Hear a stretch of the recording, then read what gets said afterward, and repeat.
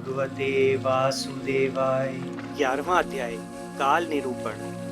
हे साधु, पहले तुम समझाओ कि वस्तुतः परमाणु क्या है। जब किसी परमाणु को काटते काटते अंतिम अंश बच जाए और उसका फिर विभाजन ना हो सके तो उसे परमाणु की अपेक्षा नहीं करता। परमाणु के दो भेद हैं, एक अणु और दूसरा त्रस रेणु।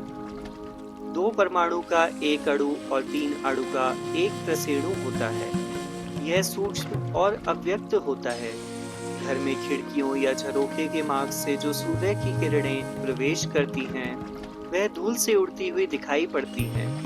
वही त्रसरेणु है।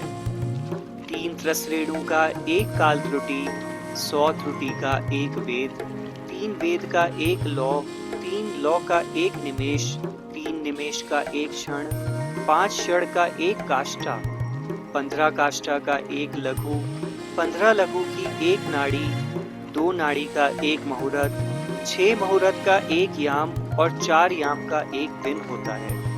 नाड़ी को ही दंड कहते हैं। 4 प्रहर का एक दिन, 4 प्रहर की एक रात्रि, 15 दिन का एक पक्ष और 2 पक्ष का एक मास होता है। यही दोनों कृष्ण और शुक्ल पक्ष पितरों के दिन और रात्रि हैं। 2 महीने की एक ऋतु और 6 महीने का एक उत्तरायण दिन और 6 महीने का दक्षिणायन होता है, जो देवताओं का दिन और रात्रि है।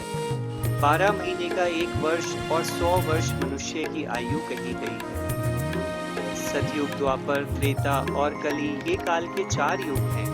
इन चारों युगों में मनुष्य के धर्म पृथक हैं। सतयुग में धर्म अपने चारों चरणों में युक्त रहता है, जिससे मनुष्य धर्मात्मा होता है।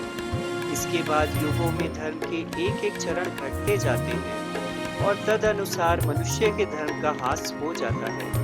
इस त्रिलोक से बाहर महर लोकल से लेकर ब्रह्मालोक तक 1000 चतुर्युगी का एक दिन और 1000 चतुर्युगी की एक रात्रि होती है। रात्रि के अंत में ब्रह्मा जी लोक की रचना करते हैं और जब दिन होता है तो उसमें 14 मनु भोगते हैं।